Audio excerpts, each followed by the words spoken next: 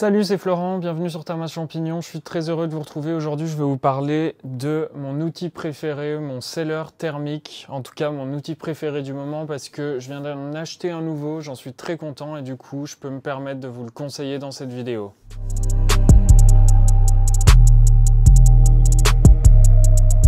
Donc le seller thermique, c'est quelque chose qu'on va utiliser quand on va utiliser des sacs comme ceci. C'est des sacs tout simplement qui résistent à la chaleur et qui sont équipés d'un filtre respirant qui sert à cultiver des champignons, tout simplement. C'est des sacs qui sont faits pour ça. Il y a quelques marques dans le monde qui les fabriquent. Je crois bien que j'ai fait une vidéo là-dessus, sur tous les sacs qui sont possibles d'utiliser. Je vous invite à aller la voir. Donc ces sacs-là, une fois qu'on a notre substrat qui est dedans et qu'on a inoculé avec du mycélium, il va falloir les fermer. Et pour les fermer, il y a plusieurs méthodes.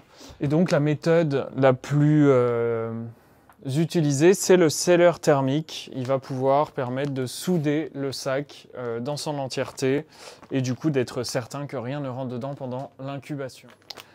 Et donc, comment ça fonctionne le sac? Le seller thermique, c'est très simple, on va prendre notre sac. Bon, il sera complètement ouvert dans le cas où on sera en train de travailler. On prend notre sac, on va le mettre ici et ensuite on ferme.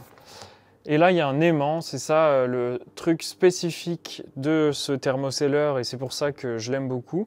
C'est qu'il y a un aimant qui va garder le truc poussoir, le bras, fermé pendant un certain temps. Et ça, c'est la différence par rapport aux autres sellers thermiques où, en fait, on doit rester appuyé dessus. Et donc, c'est pas un gros effort. Et j'ai commencé avec un seller thermique qui restait appuyé, où on restait appuyé dessus comme ça.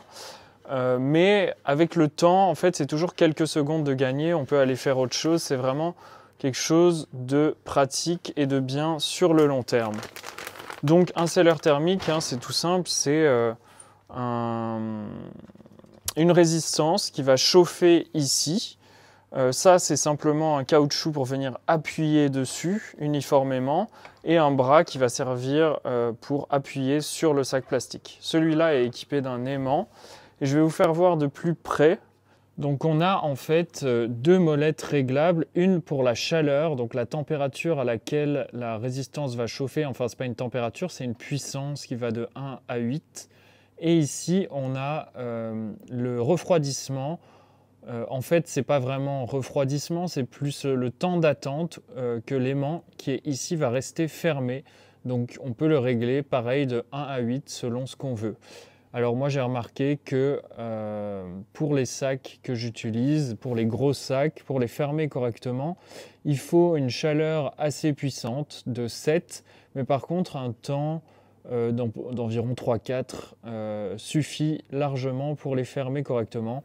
Après, vraiment, selon les sacs, selon s'il y a des traces d'humidité ou pas, selon l'épaisseur des sacs, ça va changer. Donc, il faut faire vos propres tests. En tout cas, ce seller thermique, il est vraiment très solide. Je ne sais pas vraiment dans quel pays c'est fabriqué, mais je vais vous donner la référence de où je l'ai acheté pour que vous puissiez acheter exactement le même si vous en avez envie. Qu'est-ce que je peux vous dire d'autre? Ah oui, la résistance qu'il y a en dessous de ce film marron, en fait, c'est une résistance de 5 mm. Donc ça va me sceller le sac sur 5 mm, ce qui est quand même hyper gros comparé à d'autres sellers thermiques comme celui que j'avais avant, qui me faisait une toute petite soudure de 2 mm qui est beaucoup moins solide et beaucoup moins confortable pour travailler avec. Voilà, c'est tout sur le seller thermique. Voilà, j'espère que vous aurez appris quelques infos et puis que c'est intéressant, je pense, de voir ça de plus proche. Si vous voulez acheter celui-là, je vous donnerai un lien pour l'acheter. Si vous voulez en acheter un qui est quand même bien, mais moins cher, parce que celui-là, il a un certain coût, et donc je ne conseille pas forcément de l'acheter directement au début, quand vous lancez votre ferme à champignons. Et sinon, si vous ne voulez pas acheter de seller thermique du tout, parce que c'est un peu cher, ou vous faites des champignons juste pour votre consommation personnelle, et bien tout simplement, l'autre option, c'est de fermer les sacs avec du scotch ou des trombones.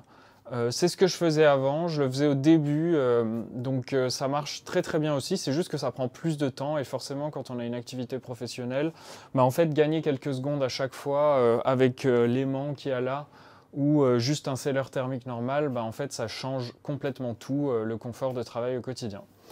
Bon voilà, cette vidéo plus conseil matériel, dites-moi si ça vous a plu et ben, à bientôt sur Tamash Champignon, abonnez-vous à la chaîne et likez la vidéo.